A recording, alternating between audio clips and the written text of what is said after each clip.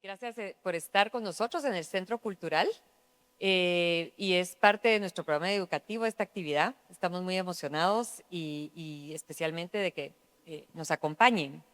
En la antesala de los 50 años de la Bienal País, pues nos reunimos para reflexionar sobre la trayectoria de la Bienal, los personajes que han participado con nosotros, que son personas tan importantes. Y hoy pues te invitamos a algunos de los artistas. Hay más de 50 artistas representados en esta exposición que han participado en la Bienal. Y los artistas que están participando hoy pues es Carlo Marco Castillo, Alfredo García, Alejandro López Noriega, Angélica Serech y Sandra Monterroso, que ya los van a introducir. Y también tenemos a una persona muy especial para nosotros, que es José Roberto Vázquez. Él es colaborador de Fundación País, pero ha estado con nosotros muchísimos años. Entonces era una persona importante también de tener dentro de este panel, porque ha participado y sabe mucho de la historia de esta Bienal.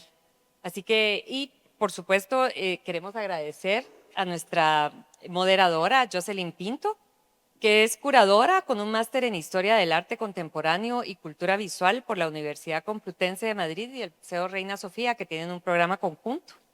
Y queremos agradecerle, la verdad es que aparte de que es tan profesional, es una amiga querida de Fundación y nos alegra tenerla acá moderando este foro. No quiero quitarles el tiempo, voy a dejar a Jocelyn que ya tome esto, pero muchísimas gracias, bienvenidos. Después de esto les tenemos un vinito en la terraza, es una terraza que estamos estrenando, todavía no la hemos terminado del todo, pero es un espacio público que cuando quieran venirse a tomar un cafecito, un vinito, pues está abierta, no siempre tenemos vinito y cafecito. Por el momento ahorita los sábados va a estar Saúl, si quieren venirse a tomar un café, sí se pueden venir a tomar un café, pero el que quiera venir a leer, trabajar, esta plaza es una plaza para que la disfrute, así como el Centro Cultural en general. Tenemos una biblioteca también para los que quieren hacer investigación, quieren leer los catálogos y los libros que tenemos, pues con mucho gusto. Y también son áreas que se alquilan para eventos relacionados con arte, con cultura. Así que ese era el anuncio, pero los dejo. Muchísimas gracias, bienvenidos y que se disfruten este conversatorio.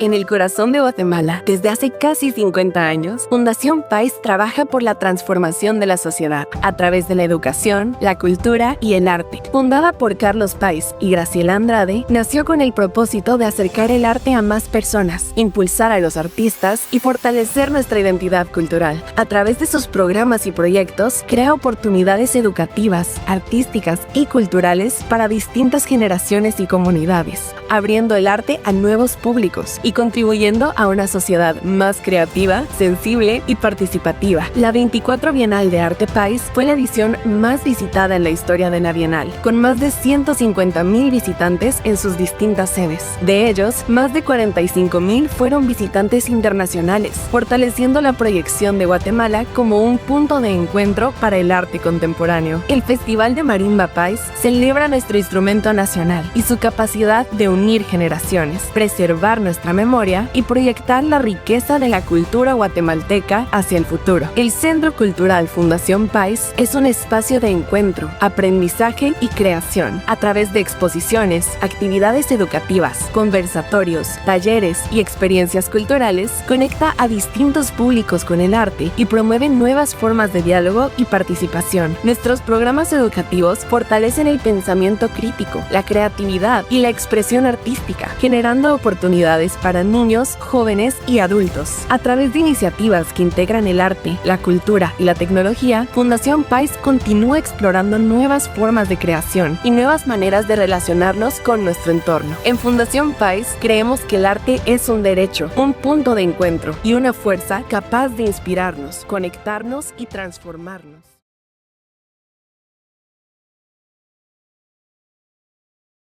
Hola, ¿qué tal?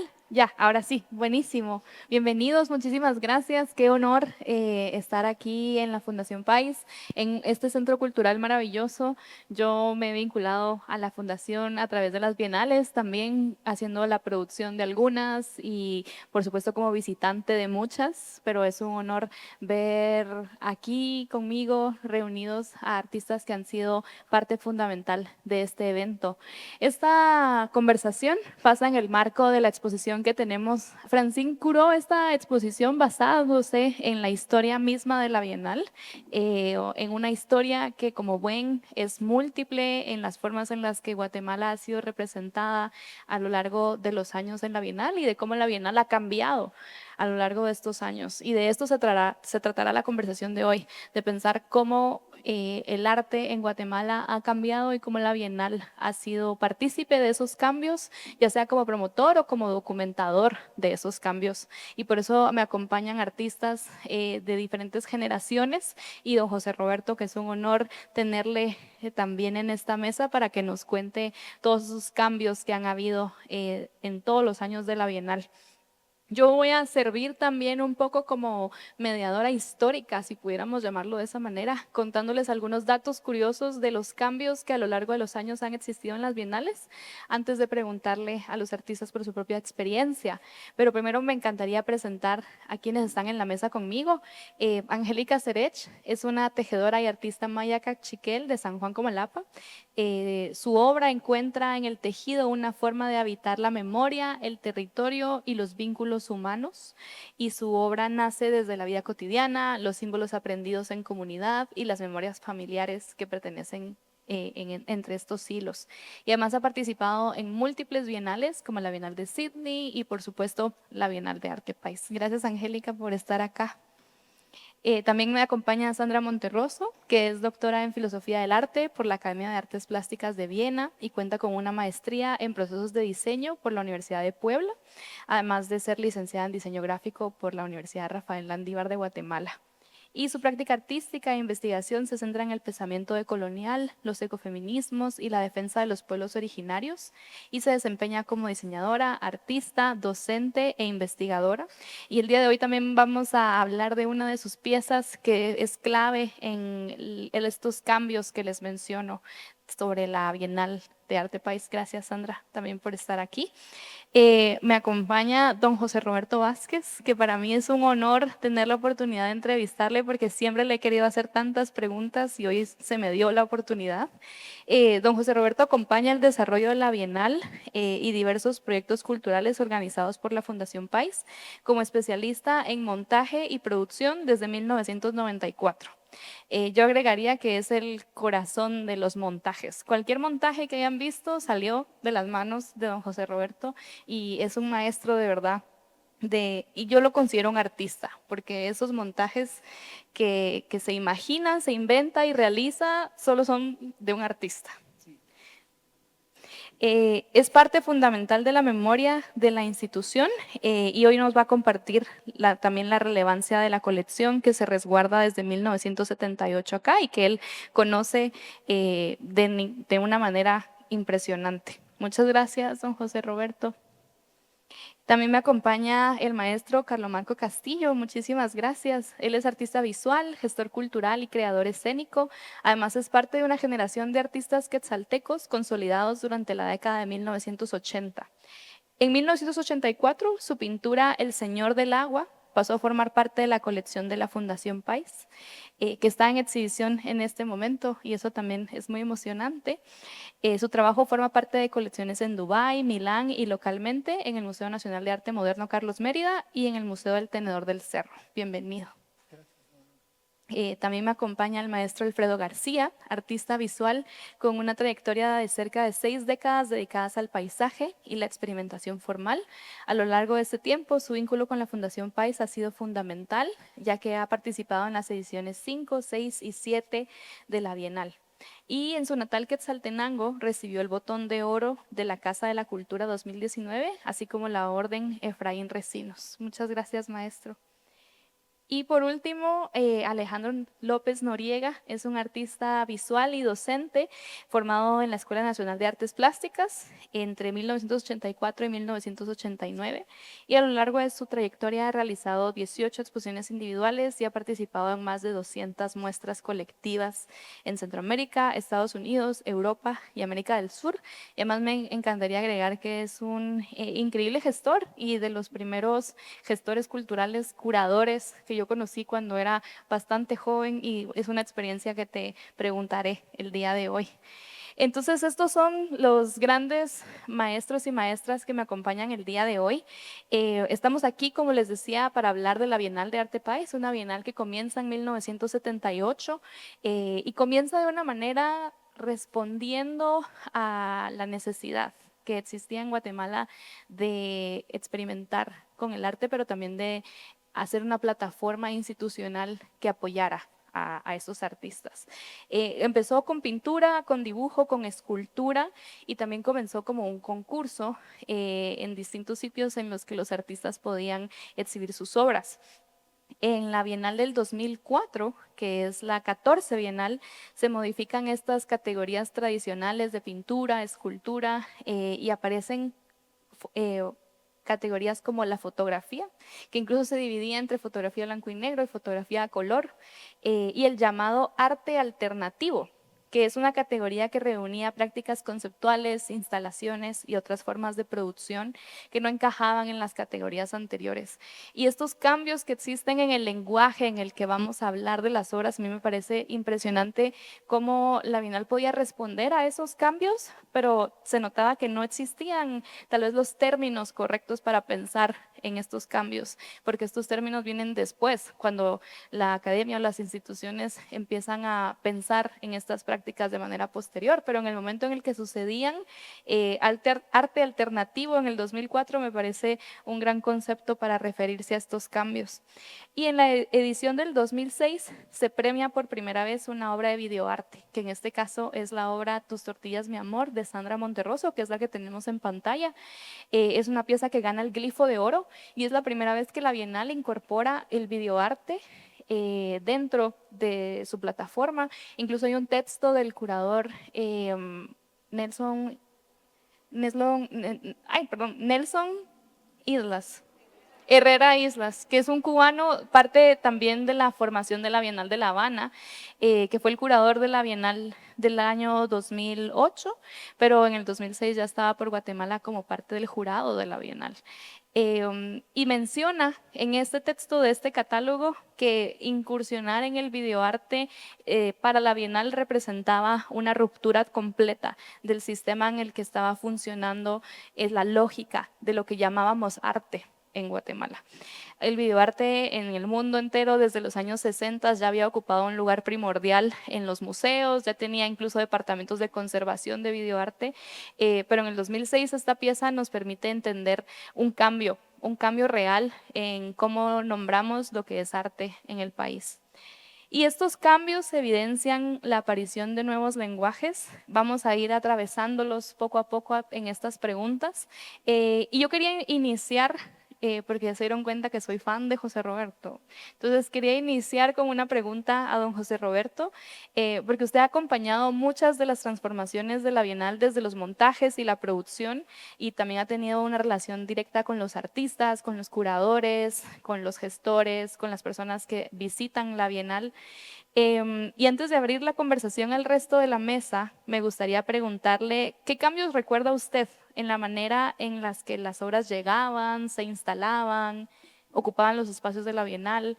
Quiero preguntarle de manera general, porque seríamos muy privilegiados de escuchar su experiencia, y usted más que nadie sabe cómo ha cambiado esta estructura. Entonces, quería preguntarle por su experiencia. Bueno, pues buenas tardes, noches casi.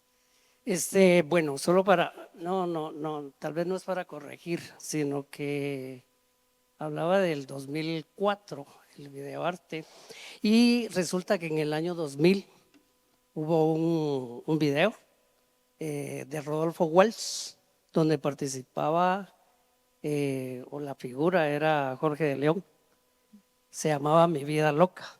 no tuvo premio, pero sí estuvo esa pieza en el año 2000.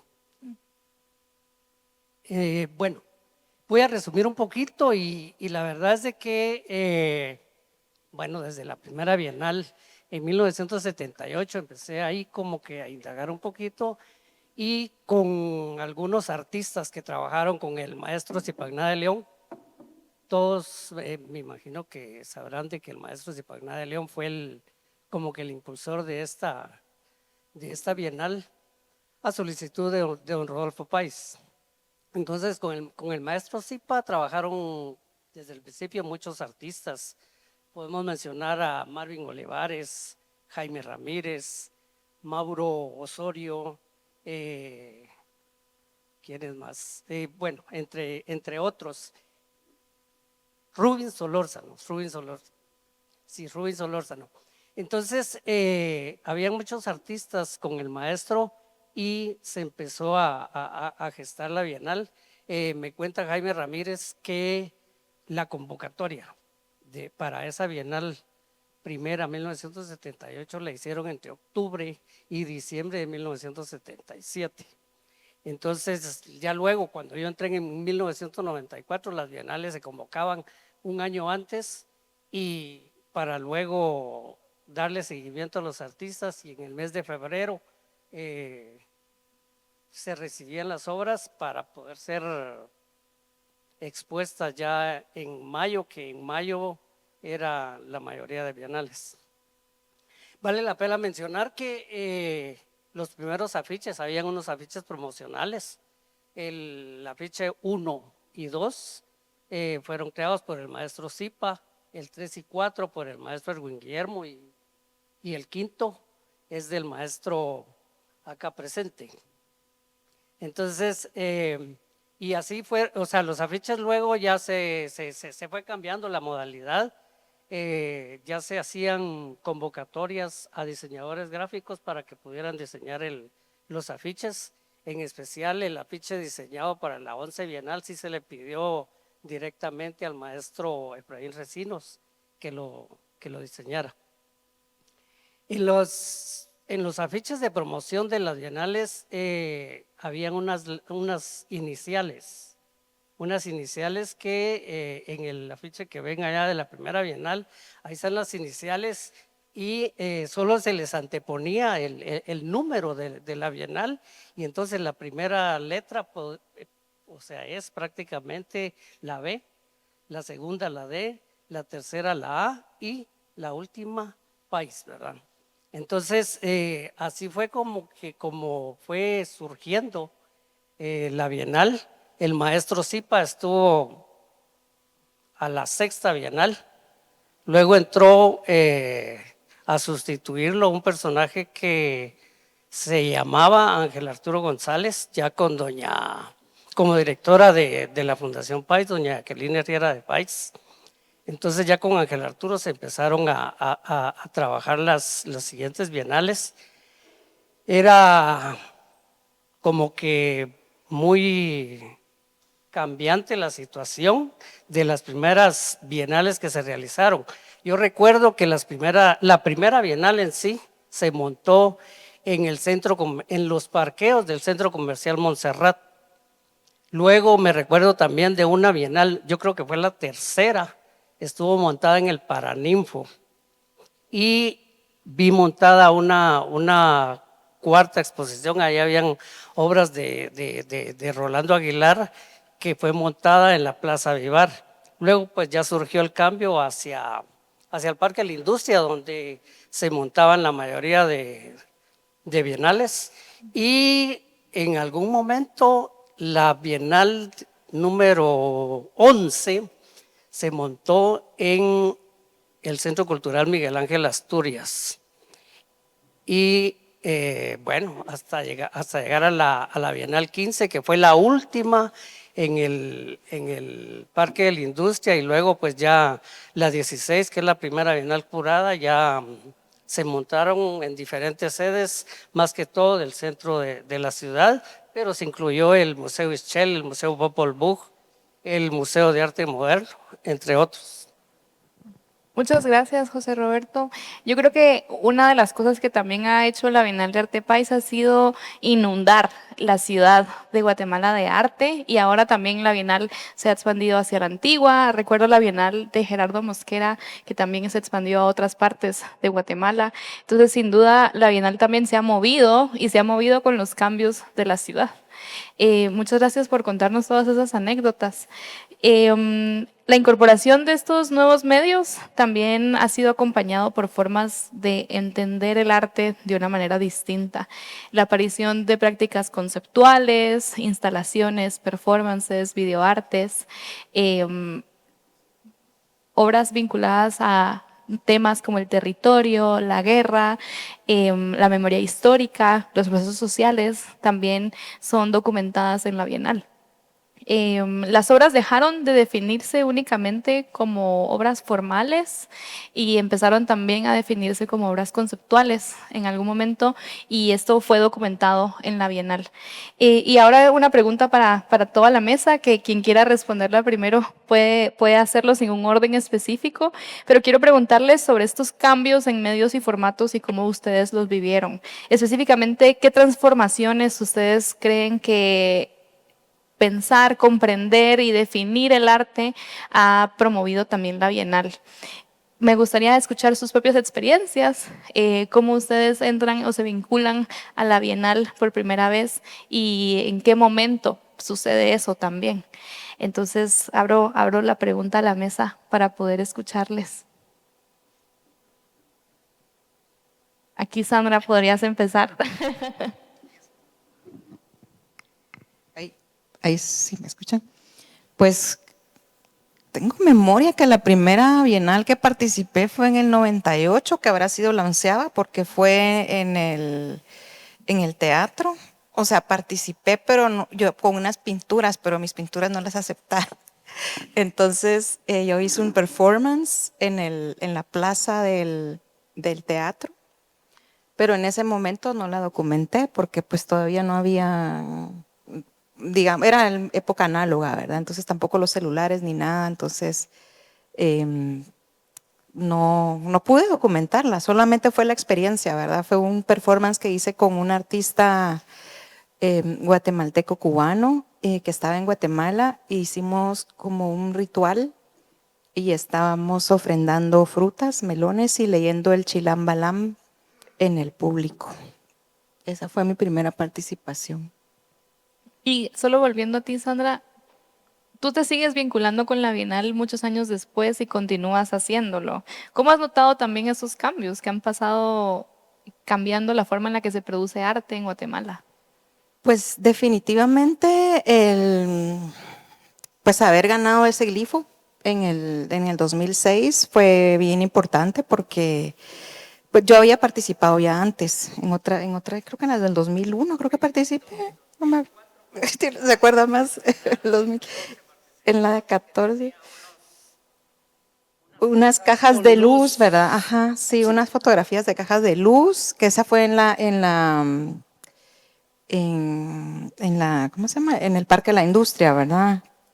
Ajá, de ahí, pues como yo he trabajado en múltiples medios, entonces esas eran una instalación de fotografías y luego participé con este video, pero yo creo que ese realmente ha sido pues una de mis participaciones más emblemáticas porque también el video se ha vuelto más emblemático, pues ya hace 20 años de eso. Y después seguí participando, pero ciertamente otra participación mía que también fue importante fue la de Gerardo Mosquera, ¿verdad? Ajá. Pero también, o sea, participé también cuando curó Santiago Olmo, que fue importante también para mí. Bueno, todas han sido importantes, la verdad. Sobre todo porque como los curadores internacionales llegan a realmente involucrarse tanto con los artistas que nos han llevado, digamos, a desarrollar obras a otro nivel, ¿verdad? Entonces, esas participaciones fueron importantes, la de Santiago Olmo, la de Cecilia Fajardo Gil, por supuesto, y la de Gerardo Mosquera también. Gracias. Y aprovechando que tienes el micrófono de este lado, Angélica, tú y yo hablábamos hace poco Sí, gracias.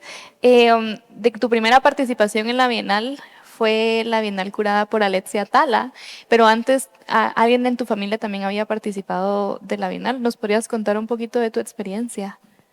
Sí, buenas noches a todos.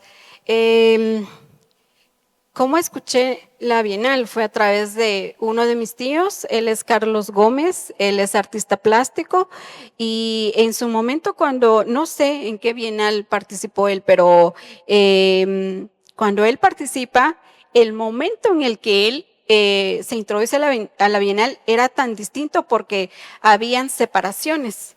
En ese entonces habían premios para las distintas categorías. Mi tío estaba en una categoría de, no quisiera nombrar la palabra naif, pero todavía se hacían separaciones del arte de, digamos, personas no indígenas a personas indígenas. Entonces, en ese momento yo era muy pequeña, pero ya decía, bueno, mi tío está en un arte, en una bienal, ¿qué es una bienal? ¿Para qué sirve una bienal?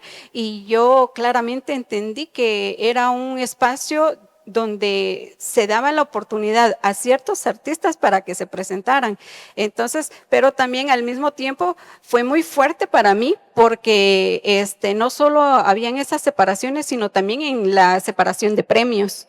O sea, para el arte de la categoría en la que estaba mi tío, era mucho menor el premio y para la otra categoría era mayor.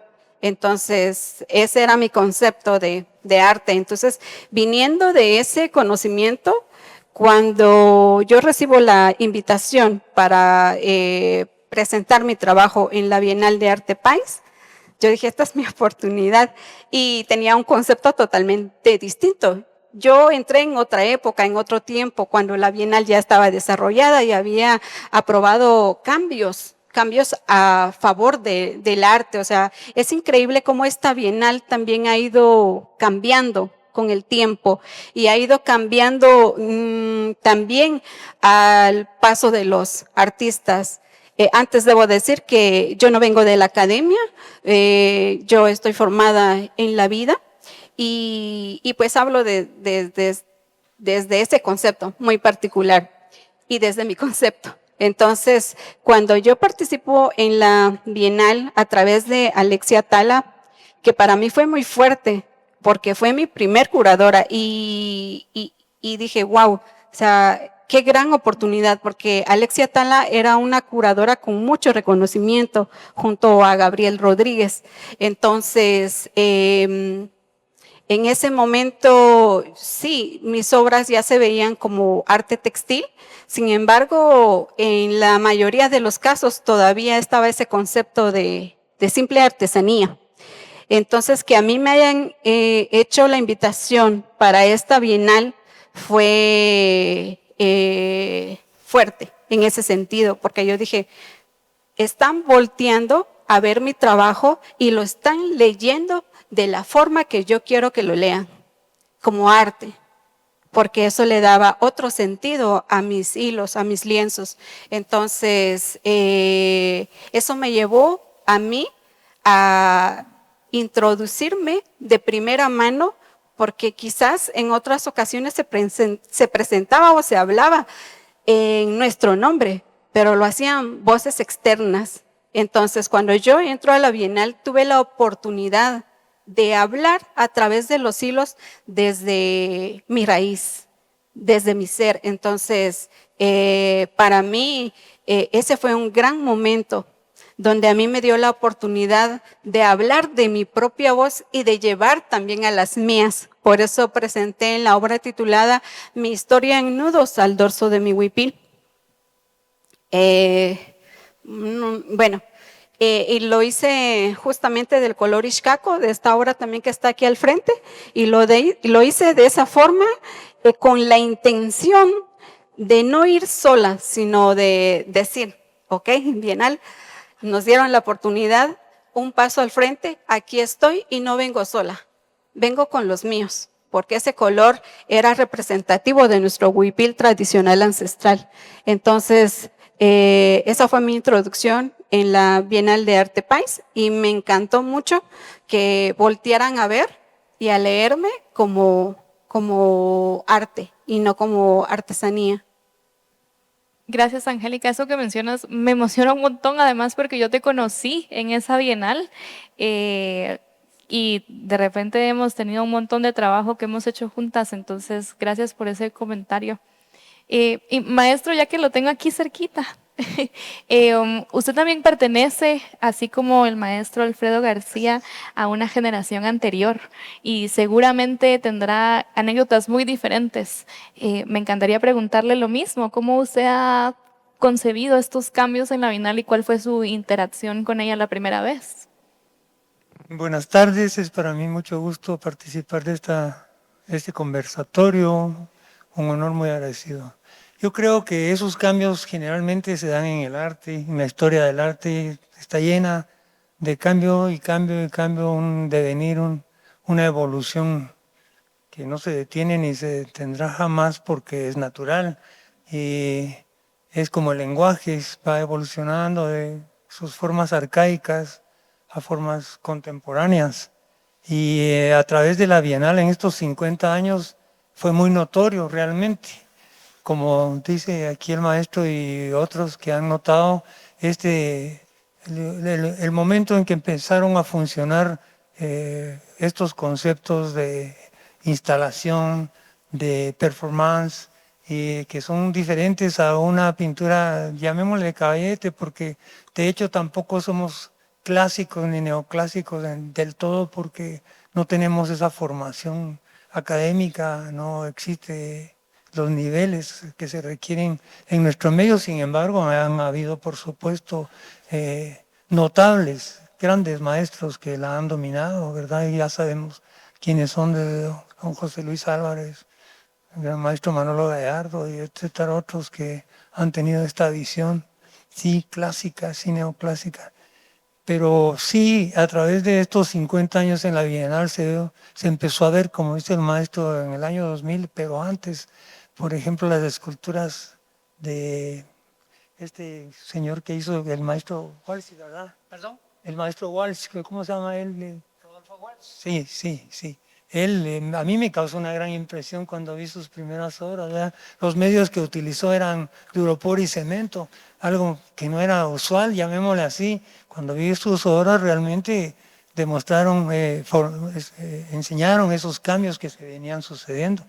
Me impresionó cómo la manera, al fraguar el cemento, la temperatura cambió la textura del duropor y la integró de una manera impresionante, y él le puso colores propios del cambio. Fue una cosa muy interesante, hay piezas aquí de él notables. Y también vimos otras performances, ¿verdad? Cosas que no eran usuales en nuestros medios tradicionales de ver el arte, sino que fueron cambios notables que se venían dando en el mundo realmente, que se venían dando en el mundo, y que uno de ellos, por ejemplo, nuestro querido, a mí se me olvidan los nombres, disculpen por la edad, pero Aníbal. Alex Michía. no, Aníbal López. Aníbal, que usaba el nombre de su cédula. ¿Se acuerdan que hubo un tiempo en que dejó de ser Aníbal López y usaba el número de su cédula?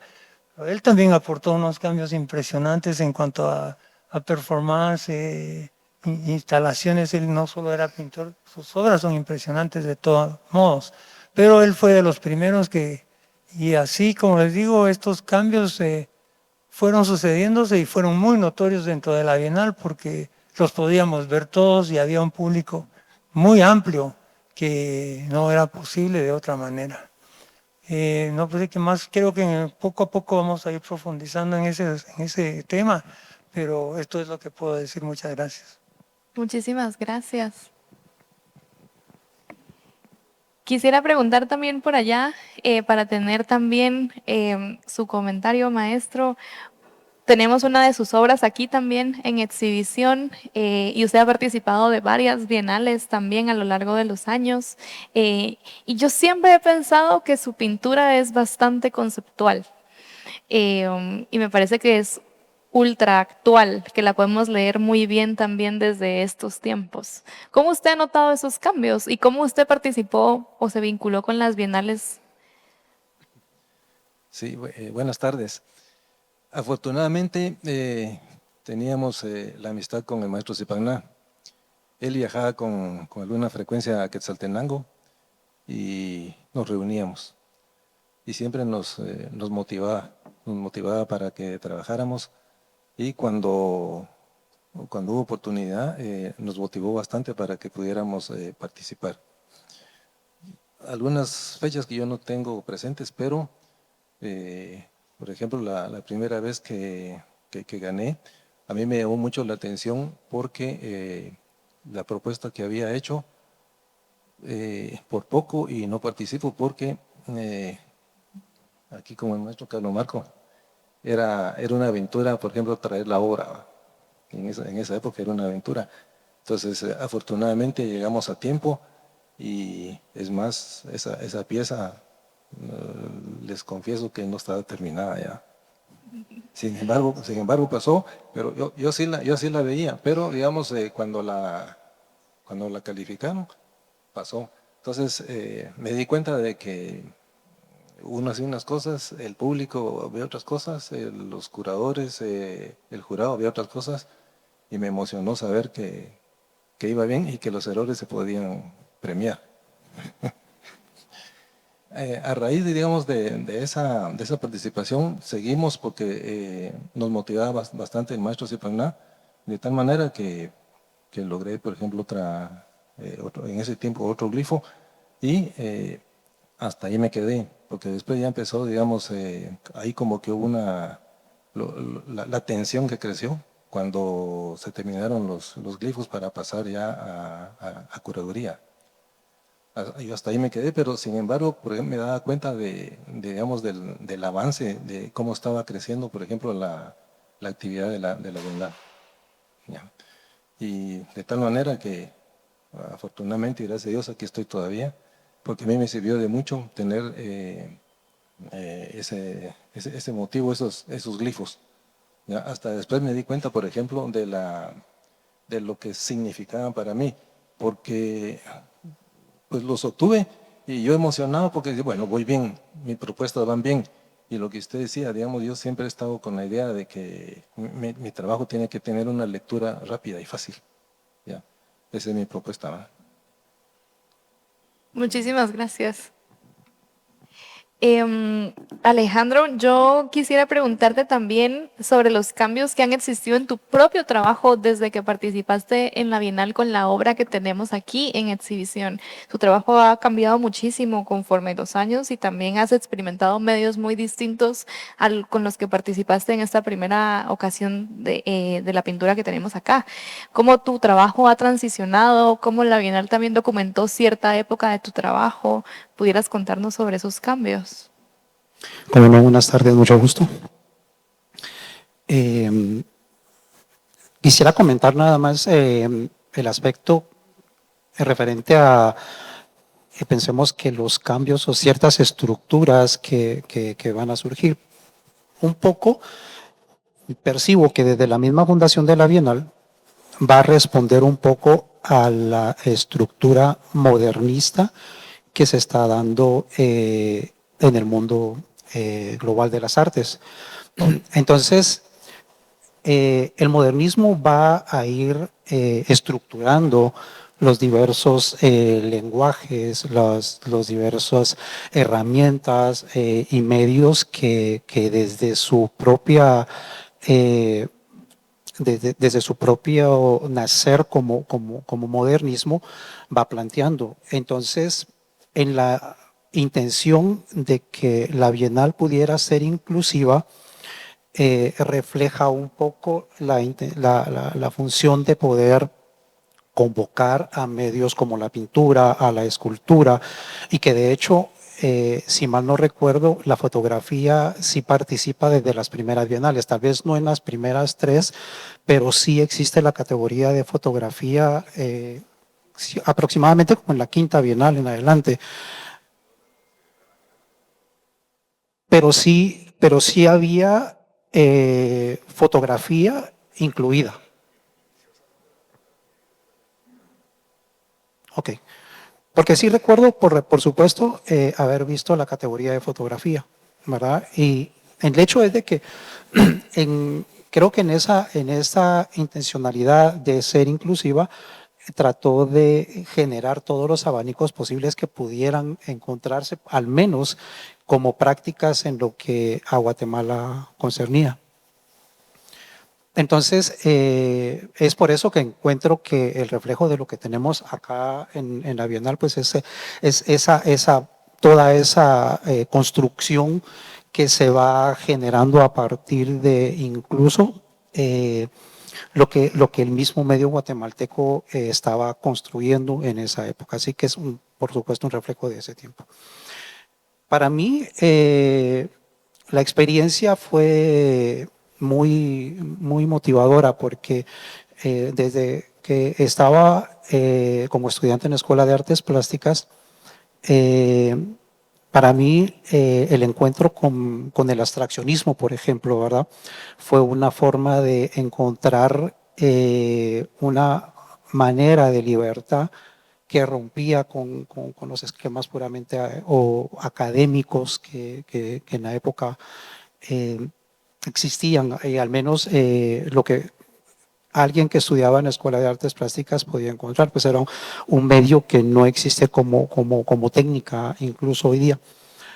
Entonces, pues sí, surge la motivación por esto. Ya, por supuesto, habían artistas abstraccionistas en el país, recuerdo a varios de ellos, y que fueron referentes para lo que posteriormente, pues por supuesto, servirá como inspiración, ¿no? Y luego, pues por supuesto, esto mismo me había generado desde ya esa búsqueda de nuevos lenguajes, de nuevos medios, y pude encontrar que en el espacio como tal, la Bienal va a ser como un poco una especie de mapa, ¿no? que va generando alguna dirección. Así que, bueno, la experiencia como tal, pues es una experiencia muy motivadora. Igual sirvió para abrir algunas puertas para otras participaciones o otras experiencias como tales. Pero mencionaba que las inquietudes que cada artista pueda tener y motivaciones, pues obviamente lo pueden llevar a la búsqueda, y eso es lo que en mi forma particular ha sucedido. Pues no es que haya practicado todas las herramientas, pero sí todas las que pude encontrar posibles como motivantes y como lenguajes que me podían ayudar a poder decir y tener una forma de pensamiento, la intencionalidad de aportar nuevas ideas. Todo esto creo que sí, por supuesto, la Bienal sirve, como insisto, como un punto de dirección en cierta forma de qué es lo que como país estamos produciendo. Muchas gracias. Y quiero rescatar lo que mencionas de la Bienal como mapa, porque para mí la Bienal también es un archivo que ha documentado no solo a lo largo de sus catálogos estos cambios en la historia, sino me parece muy curioso cómo alrededor de la Bienal también movimientos contrarios a la Bienal o antibienales han formado parte de esa historia del arte. Los artistas más jóvenes de los años 90 mencionan incluso que ellos buscaban salir a las calles, los artistas de la Casa Bizarra, por ejemplo, salir a las calles para hacer cosas que no entraban en las bienales, o salir a las calles para rebelarse contra las bienales. O gestiones independientes como la que me encantaría preguntarte ahora sobre tu proyecto, que también efervescían o aprovechaban los públicos y las energías alrededor de la Bienal para proponer otros circuitos. El hecho de que hoy en día, por ejemplo, cuando abre la Bienal, también se inauguran exposiciones en las galerías, aprovechamos el circuito de gente que también viene fuera del país para la Bienal. Hay antibienales como la Bienal en Resistencia. O sea, ¿qué lugar ha tenido la Bienal para hacer tanta efervescencia a lo largo de la escena? No solo de quienes participan, sino de quienes encuentran motivaciones, podríamos decir, como contrarias a esta institución. Y eso me parece fantástico, como la Bienal, aun cuando no se menciona, está presente de alguna manera. Y yo quiero preguntarles sobre justamente cómo ha funcionado la Bienal como una plataforma de visibilización. Algunos de ustedes ya me mencionaron experiencias de cómo las bienales les apoyaron a través de internacionalizar sus carreras, a través de ganar estos glifos que dieron ciertos reconocimientos. Pero también quiero preguntarles qué oportunidades abrió la Bienal fuera de la Bienal para ustedes. Y allí sí quisiera empezar contigo, Alejandro, sobre esta gestión que tenías en un proyecto donde te conocí, un proyecto de gestión cultural, de curaduría, que también usaba un circuito, que también tenía invitaciones a artistas, porque yo creo que lo que más disfrutamos de las bienales es la oportunidad de congregar un evento para el arte, estar todos inmersos en esa esfera donde podemos, en estos momentos en los que la Bienal existe, pensar en la Bienal y en el arte en Guatemala, y se vuelve un evento también conocer lo que está pasando en la Bienal. Entonces la pregunta es esa, como fuera de la Bienal, sus propias trayectorias, ¿cómo se han nutrido de la Bienal o cómo han resistido también a la Bienal?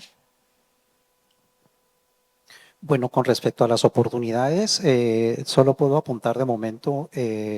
Recuerdo que al año siguiente fui invitado a una muestra de arte contemporáneo guatemalteco en la Universidad de Maine, en Estados Unidos. Luego, creo que un año posterior o 2 años posteriores, también a un festival internacional de Cannes en Francia. Sí, por supuesto, va a generar como inquietudes y puntos de partida, ¿no? Es decir, sí, por supuesto, hay una importancia de un antes y un después de un premio como tal. Y pues creo que eso impulsa las motivaciones y la carrera que cualquier artista quiera continuar, porque no solamente es una inspiración, sino que, como mencionaba el maestro García, de alguna forma sirve como para orientarse acerca de si las ideas en las que estamos trabajando van por la ruta adecuada, ¿verdad? Aunque no son como la última palabra, pero sí de alguna forma enrutan hacia un nuevo caminar.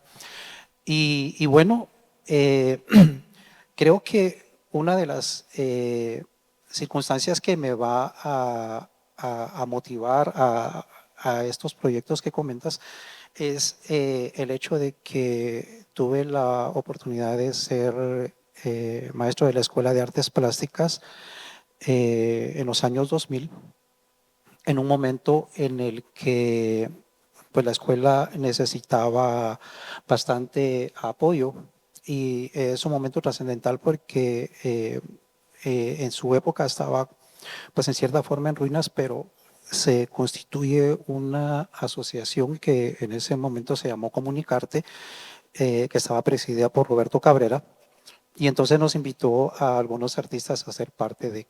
Y en medio de todo de esta necesidad que existía en la escuela por encontrar una solución para tratar de hacer una actualización, pues surgen muchísimas inquietudes, y de ahí viene la idea y la intencionalidad de crear proyectos que sean más de carácter experimental.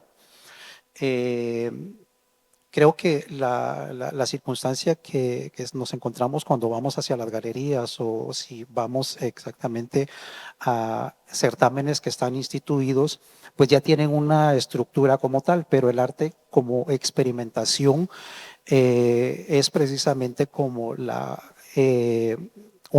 de las necesidades fundamentales que tienen los artistas para poder ser escuchados y encontrar nuevas rutas. Así que este proyecto de Te amo, te odio, sin ti no puedo vivir va a surgir con esa intención de trabajar a partir del arte experimental para que sirva como una, pues si no una plataforma, pero sí una puerta abierta para poder exhibir todas aquellas ideas que no podrían cuadrar en medio de los proyectos ya estructurados. Así que es una experiencia muy enriquecedora porque nos ayuda a poder dialogar, convivir y al mismo tiempo buscar nuevas formas, buscar nuevos medios y simple y sencillamente dar la oportunidad para que estos pudieran encontrar la visibilidad, que es lo que todos los artistas pues de alguna manera están buscando, ¿verdad? Una oportunidad de que sus ideas puedan ser mostradas y no necesariamente ser calificadas ya como obra conclusa o una obra de arte como lo entenderíamos hoy día, ¿verdad? Pero esa es parte de la experiencia que me tocó que impulsar y continuar trabajando. Gracias. ¿Alguien más quisiera aportar algo sobre esta pregunta? Básicamente la pregunta es, ¿cómo la Bienal ha sido de alguna manera un iniciador de otras propuestas fuera de la Bienal en sus carreras?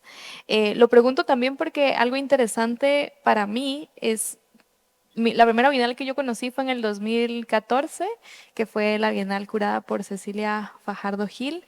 Esa fue la primera vez que yo conocí una Bienal y que vi artistas internacionales en Guatemala.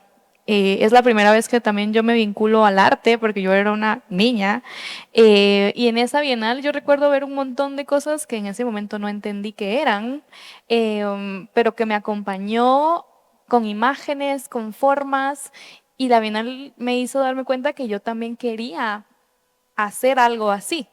Entonces me metí a estudiar aquí en la Fundación País un diplomado en curaduría, que en esa época se llamaba Agentes Culturales, y luego fundé mi primer espacio, que era una galería de arte contemporáneo, efímero, barato, emergente, trashy, pobre, que se llamaba Manifesto Espacio. Y fue gracias a que yo vi la Bienal y yo dije, qué interesante es una exposición. Quisiera hacer algo así. Entonces mi pregunta es más esa, como, gracias Sandra, como, ¿qué despertó haberte topado con algo así? Pues yo creo que es muy importante también mencionar la relevancia que ha tenido que la Bienal se haya alineado al arte contemporáneo mundial, ¿verdad? Porque si bien es cierto, ahora, ¿verdad? Después de 20, 25 años, 30 años, lo vemos normal.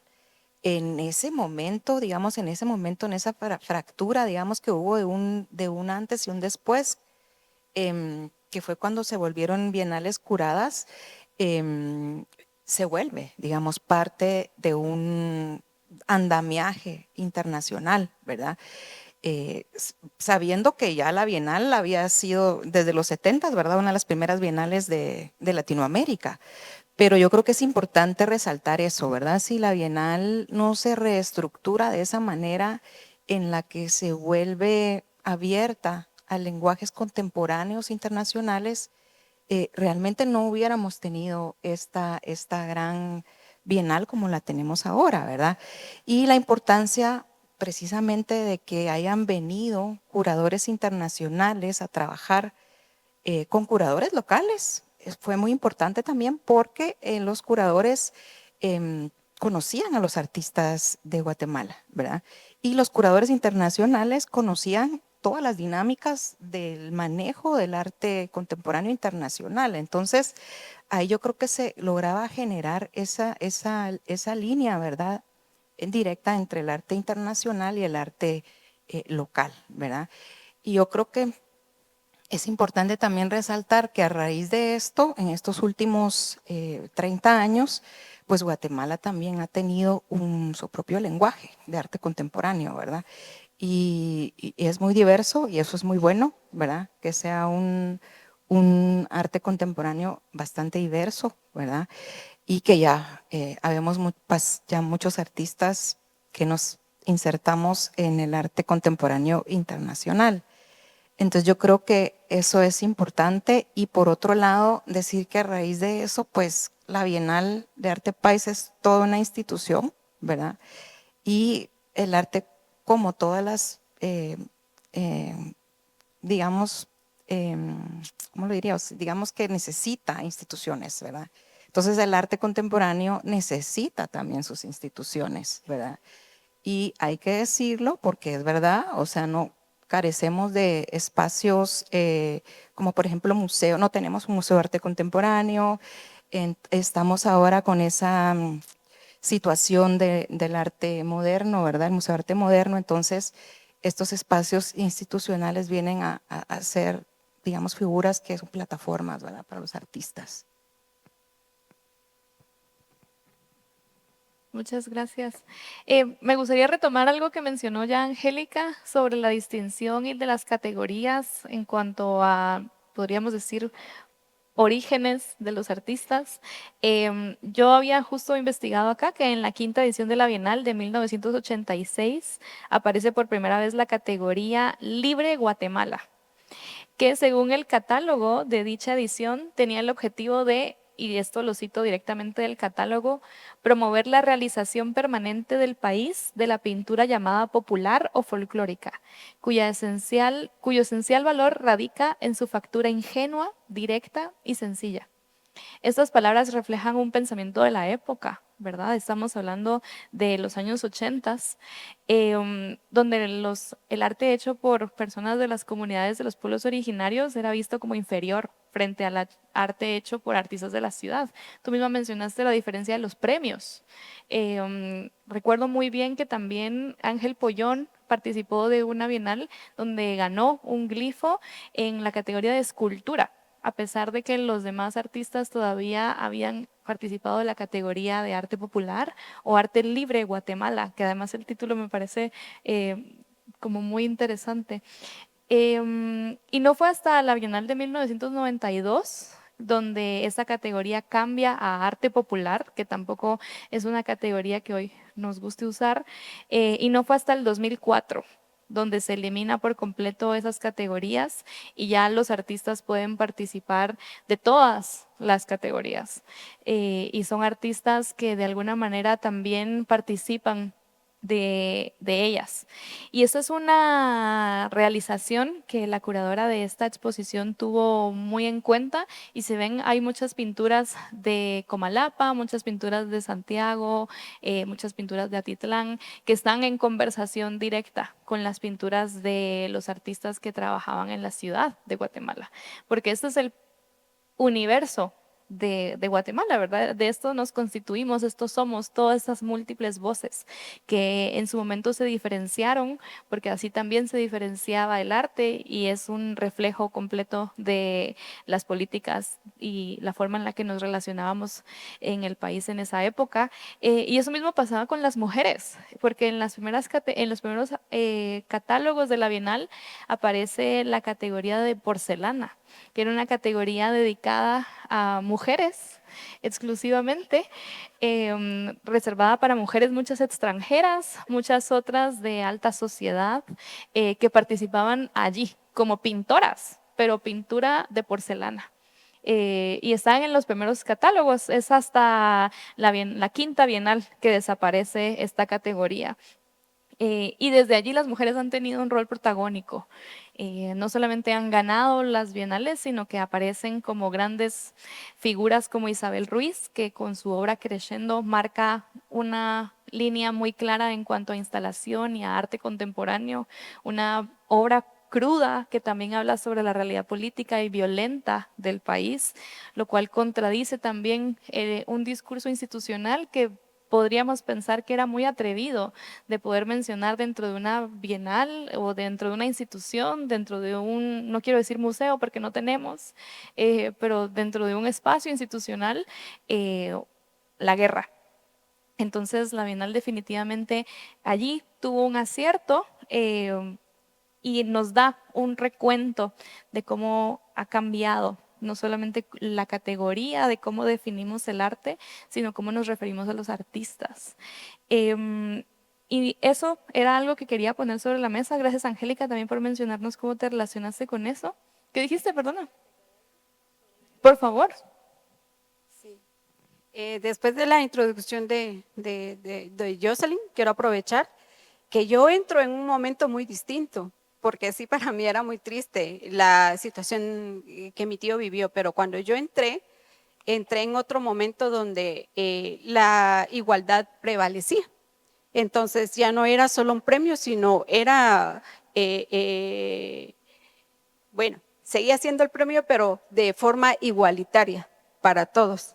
Entonces para mí fue muy fuerte y también entendí con Alexia Tala, tuve la gran dicha de estar con una gran curadora. Aprendí con ella que en esa bienal que yo participé no necesitaban identidad y color, que cualquiera hubiera creído eso. O sea, me están invitando a mí de un pueblo originario, etcétera, etcétera. Pero yo entendí con ella con mucho respeto y con mucho valor que ella no buscaba identidad ni color, sino que ella vio en mí el arte que yo ya venía trabajando por años en soledad y que ese arte ya estaba consolidado en mi estudio, en mi comunidad, en mi territorio y con mis memorias. Entonces, para mí fue muy fuerte y fue de mucho respeto haber estado en esta bienal bajo esas circunstancias. Y también me gustaría responder qué aportó la Bienal de Arte País para mí. Y para mí fue un punto importante en mi caminar. Estoy tan honrada y complacida de estar aquí con mis compañeros, que ellos tienen una trayectoria y yo acompañarles desde mi caminar. Entonces, bajo ese entendido, antes de la Bienal solo había tenido 2 oportunidades en una institución también muy reconocida del arte y en una galería que creyó en mi trabajo. Posterior a la Bienal, ya se vienen 2 invitaciones, una en el Museo Británico y otra en el MUAC, y es a partir de esas participaciones también que se dieron a través de la Bienal, de esa visibilidad no solo nacional, sino internacional que tuve acá, y para mí fue una sorpresa que luego de estas 2 ponencias en estas instituciones también se viene una invitación para otra Bienal. Y yo creí que después de la Bienal de País iba a ser quizás una Bienal en México, quizás una Bienal por acá cerca, pero la invitación viene desde Corea del Sur. Entonces, para mí sí, definitivamente fue una plataforma que desde mi privilegio, pero eso no significa que fue suerte, sino que ese privilegio ya se había luchado y se había trabajado mucho antes que la Bienal brindara esta invitación, y cuando la brindó, pues ya el trabajo estaba lo suficientemente maduro. Uh-huh. Qué suerte tenemos también de conocer tu trabajo aquí, para quienes no lo conocieran, con esta pieza que tenemos aquí al frente. Muchas gracias, Angélica, de verdad, por tu intervención. Y aquí tenemos también en la mesa a 2 maestros de Quetzaltenango, que ya nos comentaba el maestro Alfredo García la dificultad de traer obra en esos tiempos hasta la capital. ¿En algún momento sintieron que su trabajo por ser de Quetzaltenango era visto diferente en la ciudad? ¿O había alguna diferencia en ser artista de Quetzaltenango a ser un artista de la ciudad? Sí, en algunas oportunidades sí, en mi caso sí yo sentía eso, porque pues, en mi caso no había tenido yo presencia aquí en la capital como para que se conociera mi trabajo. Sin embargo, pues me animé a participar y los resultados pues hasta el momento me tienen aquí. Cuando, digamos, a partir de lo que fueron mis premios, enriquecieron mi hoja de vida. Y con eso pude tener, digamos, expectativas para estar participando, digamos, en museos, en galerías, en espacios alternos. Y cuando cuando llegó el momento de que se creó el Ministerio de Cultura y Deportes, que se crearon las escuelas regionales, participé allá en Quetzaltenango con la Escuela Regional de Arte Humberto Garavito, y me puse a pensar que había llegado el momento de compartir lo que yo había logrado. Muchas gracias. Y en su caso, maestro, ¿hubo algún tipo de diferencia? ¿Aló? Era que yo creo que sí, en el sentido de que tal vez no diferencia, porque siempre sentí un aprecio, un respeto mutuo con los artistas de la ciudad capital. Siempre no me sentí apartado, no me sentí marginado nunca. Y también creo que eso fue, no sé si exagero, pero no fue muy notorio. Siempre dentro de los artistas hay un cierto gremio, hay una cierta afinidad, un cierto compartir que es casi histórico, que es una relación, algo así. Pero lo que sí es clave es que cuando tuve el premio de la Bienal, me invitaron a la primera Bienal, no participé, porque dije, no, esto no es para el nivel de este evento que se está formando. La segunda tampoco participó. La segunda creo que me iba a animar, las piezas estaban interesantes. Y la tercera tampoco participé, pero cuando fue la cuarta hubo algo así, no sé, algo que fue, bueno, tuve la suerte, la bendición del primer premio, y eso para mí fue capital en mi obra, porque me abrió las puertas. Me conocieron galerías, me conocieron artistas, tengo el honor de haber conocido a todos los grandes maestros de la ciudad y ser su amigo, de tener anécdotas hermosas y profundas con ellos. Estaba hablando ahorita con el arquitecto Massa, que fue director del Museo de Arte Moderno durante 17 años. Y yo, antes que él, era el maestro Oscar Barrientos. Y era para mí venir a la capital y pasar a visitar a Oscar, porque todos ellos me dieron el privilegio de tratarlos de cerca. Nunca pasé la frontera del respeto, del cariño, pero siempre me dieron el privilegio de estar cerca de ellos, de todos ellos, desde Efra, Elmar, todos, el maestro Pepo Toledo que tenemos aquí, que fue capitán en nuestros encuentros, un amigo queridísimo, y resulta que todos ellos me abrieron sus brazos, sus corazones, así para nada. El apoyo que él nos dio sirvió para que nuestro trabajo fuera visto aquí. La Bienal sirvió para que nuestro trabajo fuera visto aquí. Nos abrió puertas que no hubieran existido de otra manera, sinceramente. Hubiera sido mucho más trabajo, hubiera sido un esfuerzo descomunal. Ustedes nos abrieron puertas, nos dieron caminos, nos conectaron,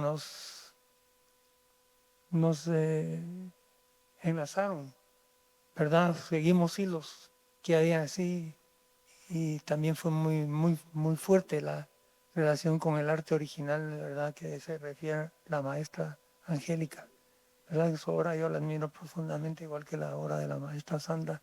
Son obras muy actuales, con un lenguaje sumamente contemporáneo, ¿verdad? Que fue lo sorpresivo de estos aportes de la Bienal, ¿verdad? Que esos lenguajes, ellos no venía pues por el mero hecho de un hecho artístico, sino que ya venía dentro de ellas, ¿verdad? Ya venía en su mente, en su formación, en su forma de ver el mundo, su cosmogonía, en la forma de percibir ese elemento humano que es el arte. Y yo creo que sí fue muy importante para nosotros. Fuimos llamados por la maestra Bélgica Rodríguez, que todos sabemos quién es la maestra Bélgica Rodríguez, presidenta vitalicia de la Asociación Mundial de Críticos de Arte. Y ella fue curadora de una de las muestras, yo tuve el honor de conocerla. Fue eso, otra de las grandes cosas que nos aportó la Bienal, con sus invitados de alto nivel, ¿verdad? El maestro... fíjense que los nombres a mí se me van, pero el maestro Guayasamín, el maestro Fernando de Cislo, el maestro José Luis Cuevas, el maestro Antonio Enrique Amaral, que eran artistas de libros de este grueso, me explico, todos ellos artistas que forman parte del contexto mundial del arte, de la pintura en nuestro medio, ¿verdad? Básicamente en los primeros años estaba muy enfocada a la bienal a la pintura, después al dibujo, porque eran esas las dos categorías, después fueron creciendo a otras categorías. A mí me parecía magnífico y maravilloso porque el arte es integración. El arte tal vez desde sus inicios en la prehistoria rupestre siempre fue integración. Y, ¿verdad? Hay muchos casos y muchos hechos que tal vez no viene por causa de tiempo a hablar ahorita, pero sí creo en ese sentido que la Bienal nos abrió las puertas, nos dio la oportunidad de entrar en contacto con un mundo artístico nacional que de otra manera no se hubiera dado. Y eso fue un gran aporte de Zipa y de Fito, que me dio ellos me dieron el honor de tutearlos también, ¿verdad? Nunca me pasé de las claves del respeto, pero fue hermoso cuando lo conocí y lo presenté, le dije doctor, un honor conocerlo. El día que me dijeron que había ganado, me dijo, no me diga doctor, dígame Fito, me dijo. Y así lo llamé siempre con todo respeto y cariño. Y puedo decirles que sí, eso es lo que a mi criterio aportó a nosotros, que nos permitió acercarnos a un mundo que era un poco cerrado para nosotros, no por el hecho pues de nuestras capacidades o nuestra propia vivencia o nuestra aceptación, sino por el hecho de que es muy difícil, ¿verdad? No solo en este medio, en cualquier medio del mundo es igual, abrir puertas es lo más difícil, pero sí creo que eso así fue y muchas gracias. Muchísimas gracias, maestro. Además, usted mencionó algo muy importante. Nosotros creemos que la Bienal ahora que tiene curadores internacionales no tenía un vínculo internacional anteriormente, pero siempre lo tuvo. Tenía un jurado internacional que era quienes escogían a los premios. Incluso cuando todavía fueron los primeros curadores, todavía existió en la Bienal del 2006 en la que comentamos el video de Sandra, había un jurado calificador, también habían premios y ya estaban allí rondando la figura de los curadores. Entonces, la Bienal siempre ha tenido esa incursión internacional. Solo quería hacer este apunte. Creo que la intención de la internacionalidad de la Bienal ya venía como buscando esa apertura y proceso, porque antes, es decir, antes de los términos o el conocerse la curaduría como la entendemos hoy día, pues en nuestro medio no existía o no se hablaba de esta modalidad, pero sí la Bienal va a ser la impulsora de una Bienal centroamericana que estaba en referencia a los artistas que ganaban en una de estas bienales, luego participaban en la Bienal Centroamericana, o es la modalidad que yo recuerdo al momento. Y lo otro es de que, pues con respecto a esta búsqueda de la visibilidad internacional, pues los jurados siempre fueron o siempre se invitaron a artistas internacionales, es decir, en algunos casos aparecía la figura de algún crítico, en otros momentos pues eran artistas, pero todos con una trayectoria de lo que la cultura latinoamericana en esas épocas manejaba. José Roberto, ¿usted quisiera mencionar algo sobre eso? Pues solo para mencionar un poco, o sea, en 1998 se lanza la primera Bienal de pintura, o sea, era una Bienal de pintura del Istmo Centroamericano, ¿verdad? Entonces se unieron varios socios. Ramiro Ortiz es de la Fundación Ramiro Ortiz Burdián, los hermanos Sorcher de Costa Rica, bueno, y en Centroamérica, Salvador, Honduras y Nicaragua eran patrocinados por Promérica, o sea que era de don Ramiro. Lo curioso de esta primera Bienal de pintura del Istmo Centroamericano es que en ella participa el maestro Francisco Abollón. Y bueno, al menos para mí, con la obra que él gana, es una instalación. Es una instalación que no deja de ser pintura, pues, porque Pancho ya andaba haciendo cosas un poco raras y en esa Bienal, pues, él muestra 11 piezas de 1,22 por 2,44 y hace una habitación completamente con esas piezas al óleo internamente, y además de eso, en la parte de afuera le coloca lámina usada, lámina de zinc, pero igualmente intervenida por él, ¿verdad?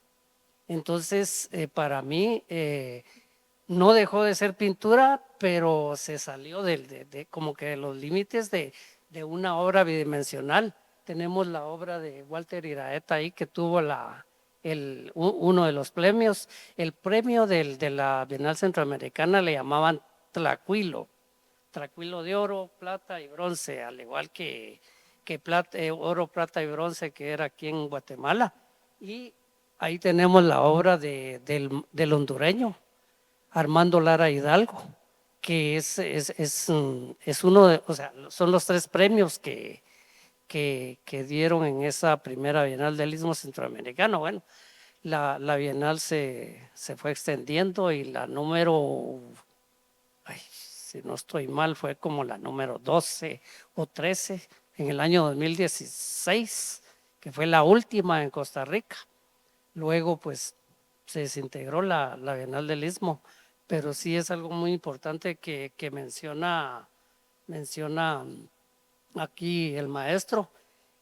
Y bueno, la verdad, para que llegara a ser una Bienal curada, tuvieron que pasar muchos temas. O sea, yo entré en la Bienal novena 1994 y esa Bienal yo creo que es la que marca que ya existía demasiado. O sea, los artistas querían presentar otras cosas, los críticos estaban pidiendo otras cosas, los galeristas igual. En la 10ª Bienal, o sea, existían unas bases de participación que se le daban al jurado calificador y que ellos tenían, entre comillas, que respetar esas bases, pero o sea, surgieron, o sea, según las pláticas que ellos tenían, muchas veces no había obra representativa. En la 10ª Bienal, el jurado decide de que no hay ninguna escultura que le puedan dar el premio y declaran desierto el premio. Solo le dan una mención honorífica a una pieza de Diana Fernández. Entonces, y dejan sus comentarios dentro de las actas. Por supuesto, ¿verdad? La fundación tratando de asimilar los cambios que sugerían y que se iban dando, siempre con la asesoría de críticos, historiadores de acá de Guate. En la 11 Bienal, entonces ya se incorpora escultura a artistas invitados y escultura general. Y otro tema, ¿verdad? Resulta que en esa Bienal, que fue en el Teatro Nacional, le dan un premio a Veronique Simard con una pieza que se llama El destino del poeta, que al menos para mí es una instalación. Prácticamente es una instalación, pues, pero así fueron los cambios y luego surgieron también cambios y solicitudes para la 11, para la 12.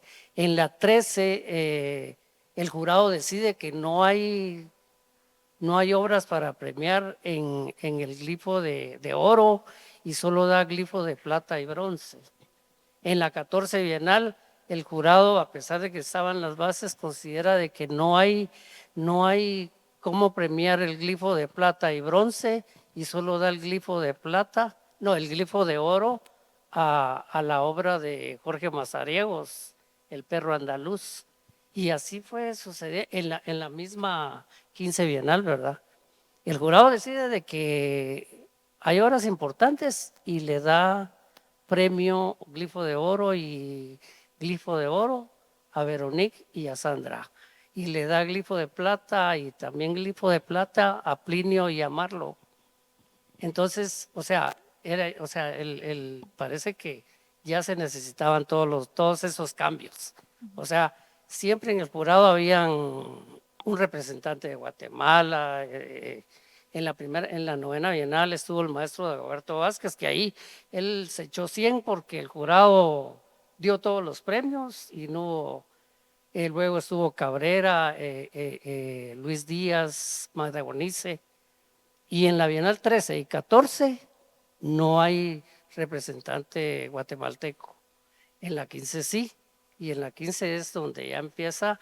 En la 15 está Luis González Palma como representante de Guatemala, pero sí ya sonaba fuerte que tenía que cambiar la situación. Junto con Luis González Palma estuvo Rina Carvajal y el maestro Nelson Herrera Isla. Entonces, yo creo que ahí fue y ya la siguiente Bienal definitivamente venía como curador Nelson Herrera Isla, pero como mencionaba alguien ahí, aún en esa 16 Bienal todavía hubo un jurado que dio 3 premios. O sea, se premió la pieza de La Torana, que no podían antes participar colectivos. Participó la pieza de La Torana, Latin Toys, la pieza de Isabel Ruiz Crescendo, que de hecho la pieza de Isabel Ruiz, bueno, se tuvo que desmontar la pieza de Isabel Ruiz de un espacio que se llamaba Cantón Exposición, no sé si recuerdan, en 4 grados norte. Se asumió que la pieza emanaba mucho olor, o sea, era sangre humana, pues, o sea, si cuando se montó esa pieza, o sea, tenía uno que estar súper alejado a pesar de que se montó bastante alto. Y bueno, se tuvo que desmontar de Cantón Exposición. No sé si afortunadamente o lamentablemente no apareció Aníbal López porque tenía una propuesta para colocarse en el MUSAC. Entonces la pieza de Isabel Ruiz la acogió el MUSAC.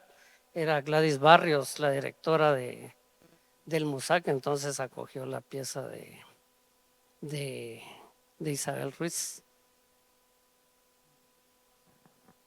Yo me podría quedar escuchando a José Roberto toda la noche. Muchísimas gracias por esa intervención. Quisiera abrir las preguntas también al público. Si alguno de ustedes tiene alguna pregunta, tenemos micrófonos aquí con nuestros compañeros para poder recibir sus preguntas.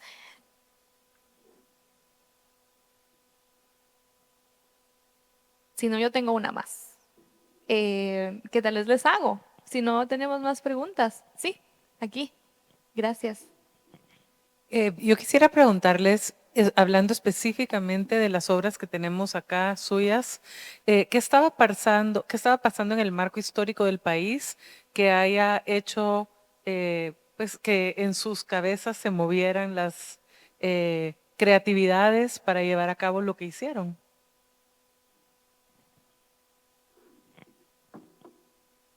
Creo que esa sería una pregunta que cada uno pudiera responder. Si quieren, empezamos en orden. Muchas gracias. Pues una pregunta interesante y en cierta forma es natural, lógico que los hechos sociales influyan en la persona y entonces como individuos vivimos una situación muy difícil y todos lo sabemos. Fíjense que una de mis piezas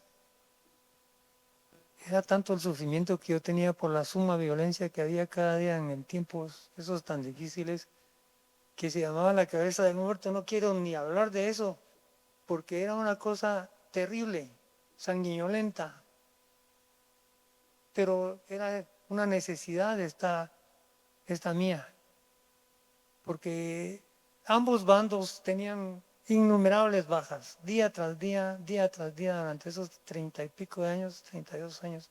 La tragedia fue tan suma que murieron la misma cantidad de un bando que del otro. Y eran, según mis promedios, eran 200 diarios según en mis cálculos estadísticos, digamos, no profundos, superficiales, pero calculé que habían fallecido 200 personas de cada bando al día. Es increíble la cantidad de sangre. Locos que salimos de todo eso. Y sucede que yo hice ese cuadro y alguien llegó, no recuerdo quién, y me lo dijo de una manera, mire, me dijo, eso hay que decirlo, pero no de esa forma. Y ese cuadro debe estar ahí, pero abajo de otro cuadro. Hay cuadros míos que tienen 5 cuadros abajo, es increíble, ¿verdad? Pues ese es uno. Ahí está, pero cambió. Fue algo más, no angelical, pero fue menos, es que yo mismo estaba aportando violencia en lugar de aportar no soluciones, porque no, eso no es para dar soluciones, sino para participar quizá de los hechos.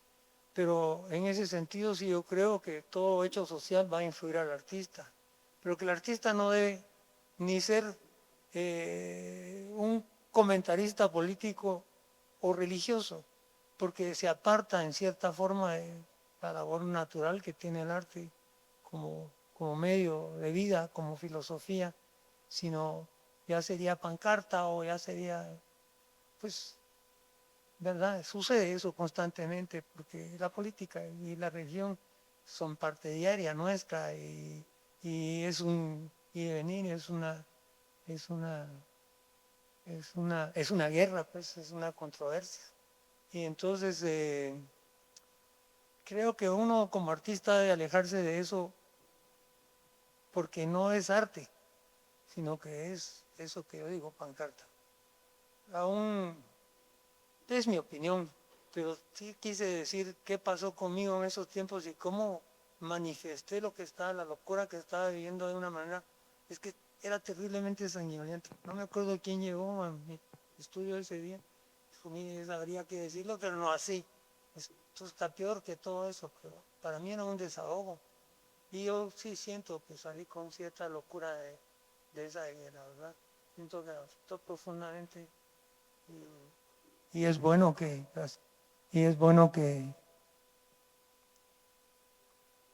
así lo vea. Muchas gracias. Pues para mí este video de Ishquararó es bien importante porque ese video lo soñé. Yo no, en ese momento yo estaba estudiando en México, en Puebla, una maestría en diseño y yo empecé a soñar mucho con mi abuela María Más, y yo soñaba que ella me hablaba en maya quechí, en los sueños, y tuve varios sueños recurrentes y en uno de estos sueños, o sea, al día siguiente me desperté y fue tan impresionante para mí que me levanté a escribirlo. Entonces escribí en mi sueño, ¿verdad? En mi cuaderno, mi diario. Y después como así trabajo yo, ¿verdad? Tengo muchas ideas que voy escribiendo en mi cuaderno y aparte tengo un cuaderno de dibujo y aparte un cuaderno solo de escritos. Y entonces cuando yo dije, bueno, esto tiene que ser una obra de arte, pero no va a ser una obra de arte una pintura, un dibujo, eso tiene que ser un video, ¿verdad? Una imagen en movimiento. Entonces, así fue como lo empecé a redactar, ¿verdad? Entonces dije, no, esto va a ser un video y empecé a hacer. También pensando en que eso fue hace, ¿qué? 20 ¿cuántos años? 23 años, 20. Entonces, todavía se vivía mucho racismo, mucha discriminación, ¿verdad? De hecho, mi abuela, mi mamá que viajaron a la ciudad de las Verapaces, ¿verdad? Para acá, tuvieron que dejar su traje, su idioma por muchos años para poder insertarse en la ciudad, ¿verdad? Eso ha dejado de pasar afortunadamente, ¿verdad? Cada vez es menos, pero todavía se vive mucho racismo, ¿verdad? Hay mucha discriminación. términos de autoidentificación maya también, ¿verdad? Los censos no identifican en realidad la cantidad de población maya o indígena, ¿verdad? O xinca o garífuna incluso que hay en nuestro país. Entonces, esa reivindicación para mí políticamente es muy importante.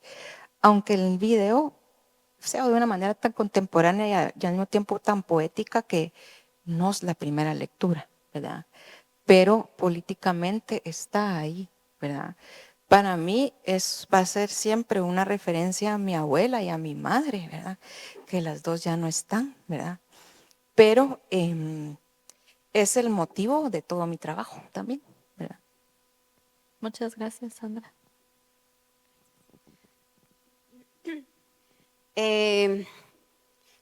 Yo crecí entre los hilos y siempre que me trasladan mis saberes de forma generacional, más o menos a 7, 8 años, yo siempre fui muy disruptiva y desobediente.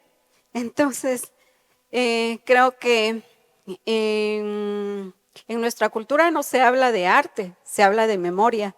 Entonces pienso que desde niña estaba tratando, aún sin saber qué, buscando y tratando de encontrar mi propia memoria en mis dedos, porque vengo de una familia textilera. Mi papá viaja por primera vez en el año de 1976 hacia los Estados Unidos a representar su organización, la organización que había fundado mi abuelo, que es Figura Antigua, como artesano. Entonces, mi familia siempre era llamada, bueno, lo que hacía, su hacer, era llamado artesanía. Entonces, siempre entendí que en nuestro hacer era un regalo. Y yo decía, bueno, si mi abuela me dio este regalo, ¿yo qué voy a hacer con este regalo? Quería dar algo más, quería dar un paso más, quería desarrollar ese regalo. Entonces, con el tiempo, en el 2003, se me da la oportunidad, esto gracias al acompañamiento de una de mis tías y maestras, Lidia Serech, quien me presenta el telar vertical, una forma de hacer tejidos no convencional en ese momento. Y a falta de redes sociales, no sabíamos que existía el telar vertical en otras partes del mundo y que ya se había desarrollado. Entonces, ¿qué me lleva a donde estoy el día de ahora? Yo siempre fui una persona falta de palabras, siempre fui una persona muy cohibida, muy tímida y que quería expresar bastante, quería gritar, quería hacer locuras, pero ¿cómo lo hacía si yo no podía hablar? Entonces, recordando las historias de mis abuelas, que nuestros huipiles hablaban sobre quiénes somos, cómo vivimos, cómo comemos, qué comemos. Y entonces yo dije, voy a intentar a contar historias a través de mis hilos. Y así fue como empecé a desarrollar mi trabajo. Lo fui desarrollando simplemente porque quería ser feliz, porque quería hablar, porque quería verbalizar aquello que yo no podía. Entonces yo creo que esa fue la fuerza que me impulsó a seguir, a seguir y a seguir. Y aunque cuando yo finalicé mi primer pieza, creí en mi corazón, a pesar de que no sabía absolutamente nada del arte textil, creí que había hecho arte textil, pero hubieron voces de las que yo consulté. Al ser quien era en ese momento, una persona tan insegura, necesitaba esa aprobación de que me dijeran que sí, lo que yo había hecho era arte textil, y no encontré esa aprobación. Entonces, por algunos meses dejé de tejer.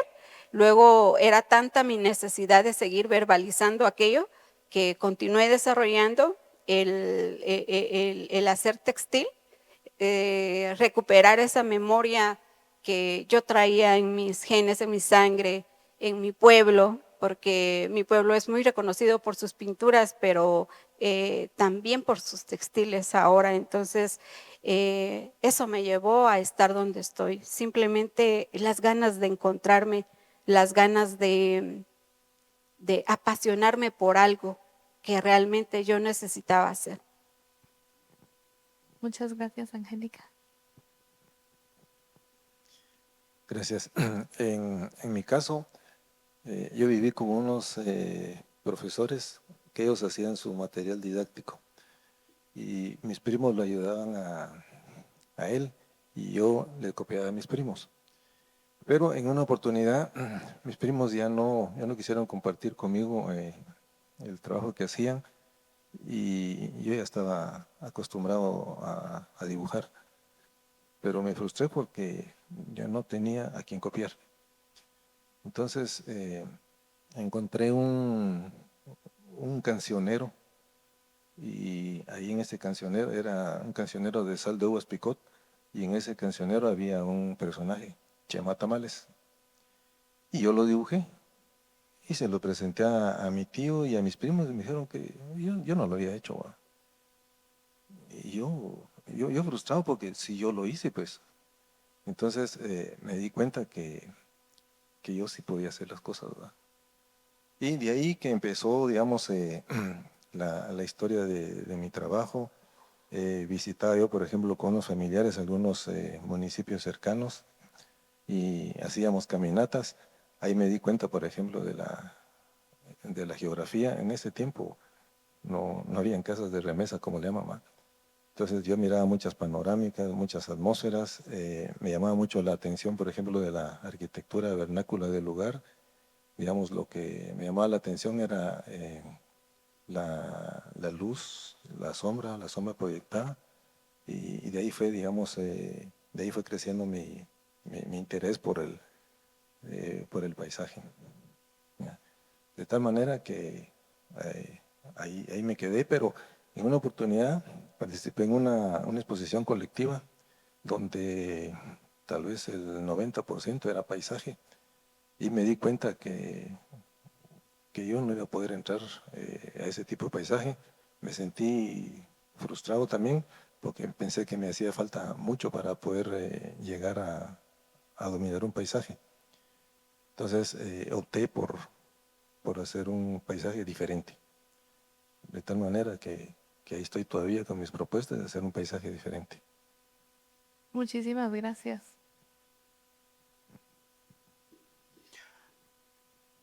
En mi caso particular, sí es una cuestión un tanto loca porque estoy en un momento en el que hay mucho conflicto en mis pensamientos, en mi sentir,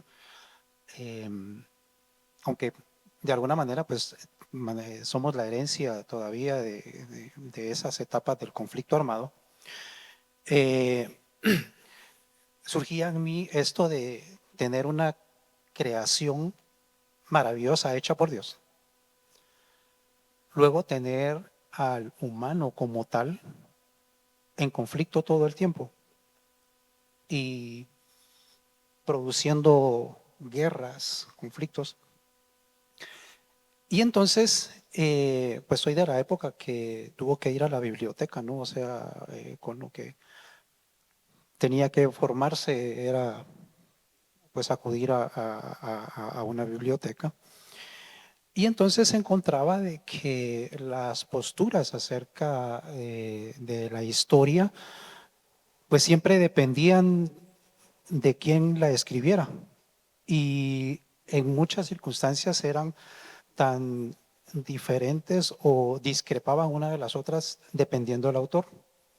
Y entonces me surge esta cuestión de cómo podemos encontrar algo que nos guíe un tanto hacia un razonamiento más equilibrado o que esté más próximo a la verdad, ¿verdad? Entonces era complicado, pero de ahí viene esta cuestión de la creación y la guerra. Y entonces encuentro que los testigos mudos son los muros, ¿verdad? O sea, ahí están las ruinas, ahí están todas estas construcciones que pues también narran, pero que sufrieron en su cuerpo, ¿verdad? Toda esa debacle humana y entonces pues ahí surge la motivación de cómo poderlo interpretar y obviamente utilizo pues, un lenguaje un tanto abstracto que va a ayudarme a poder como hacer una cuestión muy expresiva, ¿no? Así que, pues de ahí surge un tanto esto y creo que pues el trabajo me va a generar cierta, si no tranquilidad, al menos la idea de decir, creo que los únicos testigos fieles son los muros, ¿verdad? Y pues ese es el resultado de la pieza con la que estoy aquí presente. Muchas gracias. Don José Roberto, yo creo que usted es un artista también. Entonces, para cerrar y para invitarlos a todos al cóctel que tenemos preparados para ustedes, yo quiero preguntarle cuál ha sido su montaje favorito o su obra favorita de la Bienal. Así ese momento que usted recordará siempre como tal vez el mayor reto o su favorita por alguna otra razón. ¿Cuál ha sido? Bueno, pues muy difícil de, de decir qué pieza, porque han habido tantas. Pero sí, déjenme decirles que, o sea, yo llegué a la fundación y venía de colgar o de montar obras bidimensionales en el IGA por 8 años. Y, o sea, las bienales no curadas, era eso, más que todo montajes de obras bidimensionales, y no habían retos como los que ahora están existiendo, ¿verdad? Yo me recuerdo de la pieza de Angélica que se iba a montar ahí en el, ¿qué? En Fumba. En el ¿cómo es? En Fumba, en Fumba. Fumba. Y no había dónde, no había dónde. Empecé a preguntarle qué tipo de o sistema de colgadora tenía. Mire, es una rama y, o sea, fue bastante difícil, pero se fue resolviendo y yo considero que quedó bien. No sé si le gustó, pero aguantó, o sea, aguantó la Bienal, y es algo importante. O sea, yo en cada montaje que se hace, se trata de hacerlo mejor, que se vea bien, pero sobre todo la seguridad, ¿verdad? Porque no se puede arriesgar al público a que vaya a ver una pieza que, o sea, les va a caer en la cabeza, ¿verdad? Entonces, o sea, me gustan los retos que ahora se ven, o hay que tomarlos en las bienales curadas, que la mayoría de veces tampoco sabemos qué nos va a llegar. Depende del curador también cómo vayan planificando. Pero sí puedo mencionar, para la pregunta que me hizo, sí puedo mencionar tal vez la pieza, por lo importante que fue, la pieza de Tatsunishi en la 17 Bienal, o sea, la Bienal curada por José Roca, que fue algo impactante. O sea, Tatsu pidió eso, vi las propuestas o lo que él había hecho, era impresionante. Afortunadamente, en ese tiempo todavía había como que apoyo para las tiendas País. Había una empresa que se llamaba, no sé si se llama todavía, si existe, la empresa Nabla. O sea, yo puede de que no haya estado en sí en todo lo que hizo el ingeniero o los ingenieros, pero sí, o sea, cuando empezaron a levantar todo lo que iba a tener, la plataforma que iba a tener y cómo fue transformándose el monumento de Gustorfino, o sea, fue impactante. O sea, también en ese tiempo nos llovió, se nos iba a caer el techo, había que ir a encender el televisor todos los días, la plataforma que estaba enfrente de donde estaba la pieza, porque definitivamente, ¿cómo se iba a apreciar la pieza? Entonces se colocó una plataforma enfrente, estaba como a 4 o 5 metros, y el televisor que estaba ahí no tenía control remoto. Entonces había que subirse todos los días y encender el televisor y de plano irlo a apagar al final. Pero sí, o sea, o sea, han habido muchas piezas, pero tal vez por la complejidad de esa pieza es que la menciono.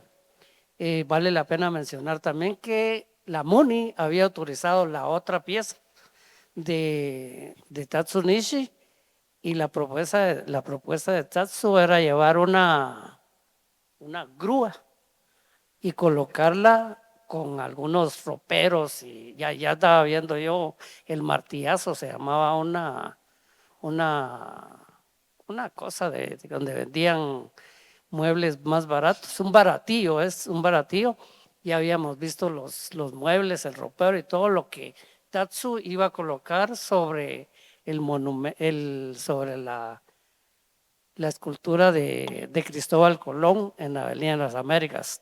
Se nos arrepintieron los de la MUNI, cuando vieron, o sea, ya no podían echarse atrás, creo yo, con la pieza de Tatsu. Entonces la de allá ya no la autorizaron. Entonces Tatsu tuvo que presentar una pieza que hizo como una base con mucha luz, y colocó un pick-up muy antiguo como tipo kamikaze acá. Pues sí, o sea, es la que puedo mencionar, pero sí han habido muchas piezas. En esa misma Bienal recuerdo que Luis Bisbe, español, solicitó que una de sus piezas era intervenir la bandera de Guatemala. Le iba a cambiar colores, se empezó a averiguar, investigar y toda la cosa, pero había un impedimento en la Constitución que no permitía. Entonces Bisbe intervino la piscina que había aquí antes. Entonces dentro de la piscina él hizo algo, aparte de su otra pieza que colocó en Excéntrico, se llamaba antes que fuera el CCE, ahora en el Lux, se llamaba Excéntrico. Ahí hizo una pieza de hecho de Sandra. ¿Dónde está el TEG ahorita? El Taller Experimental de Gráfica. Por eso, al frente. Excéntrico se llamaba ahí. No, que luego no es el CCE. Ahí está. O sea, sí, ahora es el Lux. Pues entonces ahí había una pieza de Sandra, no recuerdo el nombre, pero de lo que les puedo mencionar. Increíble de verdad su memoria, don José Roberto. Yo lo admiro muchísimo. Pues esta conversación continúa allá afuera, pero también continúa aquí entre nosotros porque las bienales continúan. La próxima bienal, si no me equivoco, es el otro año, ¿verdad? Entonces ya estamos en vísperas de conocer muchos datos sobre esa bienal. Yo siempre espero con muchas ansias saber quién la va a curar, quiénes van a venir, qué artistas. Y desde la parte de la producción, que también me ha tocado a mí en algunas ocasiones, siempre me da curiosidad pensar cómo se las van a ingeniar para hacer las locuras que a los artistas se les ocurren. Y aquí don José Roberto no me dejará mentir que a veces tenemos miedo cuando vienen esas propuestas, pero siempre se logran.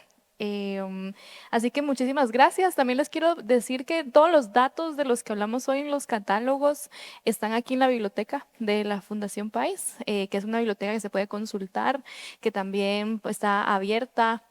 Esa exposición cerrará pronto y habrá otra muy pronto, y esta pues es con la que inauguró este gran centro cultural que esperamos que pueda tener mucho público y mucha vida por mucho tiempo. Y ya, pues invitados también a seguir la conversación allá afuera. Muchísimas gracias a todos ustedes por estar acá. Solo para, usted dijo la palabra logran. Entonces, para cerrar, pues, o sea, el iniciador de todo esto, Carlos Benjamín Páez Ayala, decía, si lo puedes soñar, lo puedes lograr. Yo creo que lo de Don Fito, hace ya, ¿qué? 49 años fue su sueño, y ya casi a 50 años acá estamos. Increíble. A José Roberto no lo vamos a dejar jamás que se jubile, porque de verdad que él es el corazón también de la institución y de la Bienal. Entonces, gracias también, don José Roberto, por ser parte de este panel y compartirnos toda su experiencia, y a cada una y a cada uno de ustedes por ser parte. Y gracias a la Fundación también por invitarme a esta conversación, que yo estoy aprendiendo un montón también de todos ustedes. Y pues ya, pues muchísimas gracias. Gracias, Jos.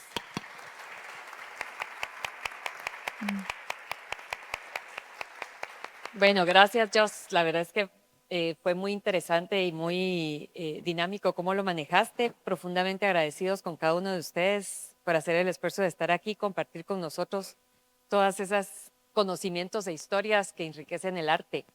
Y a cada uno de ustedes pues les agradecemos el estar acá. Para nosotros es muy emocionante poder aportar a la cultura en Guatemala. Es importante que nos apoyen. Hay una pequeña encuesta. Si pueden contarnos qué les pareció, qué esperan con toda la apertura, porque es así como vamos a ir aprendiendo a darles lo que necesitan y lo que esperan. Les queremos contar que el domingo 30 tenemos el Festival de Marimba en el Teatro Nacional. Les invitamos a ir, es un espectáculo de veras lindo porque no es solo marimba, es la marimba con muchos artistas, son más de 70 artistas en escena, con diferentes instrumentos, con diferentes épocas, así que es un espectáculo muy lindo para toda la familia realmente. Así que esperamos ahí en eticket.gt, está a la venta. Y también el otro sábado 29 hay un recorrido muy importante con una historiadora, Fátima Anzueto. Va a estar dando el recorrido un poquito más especializado, así que los esperamos también si quieren venir. Vamos a tener a partir de mañana a Saúl aquí afuera, entonces se pueden venir a dar la vueltecita y tomar su cafecito o vinito, depende de la hora que vengan. Va a estar muy interesante. Y pues síganos en las redes porque ahí vamos a estar publicando cosas que vamos a estar haciendo. Estamos trayendo personas de fuera también a compartir talleres, que va a estar interesante ver otros contextos, otras ideas. Así que muy bienvenidos, los esperamos allá afuera con un vinito y solo por favor les agradecemos si nos evalúan. Sí, por favor. Buenas noches a todos. La verdad es de que para mí en lo personal el arte me gusta mucho y no quiero perder la oportunidad de agradecerles a todos los que están acá por su trabajo y por representar al país. Gracias.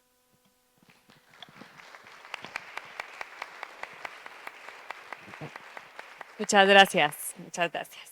Bueno, pues solo tómense un minutito y allá afuera los esperamos, por favor. Ay, muchas gracias. Muy interesante, de veras que gracias por venir. Gracias, Joss.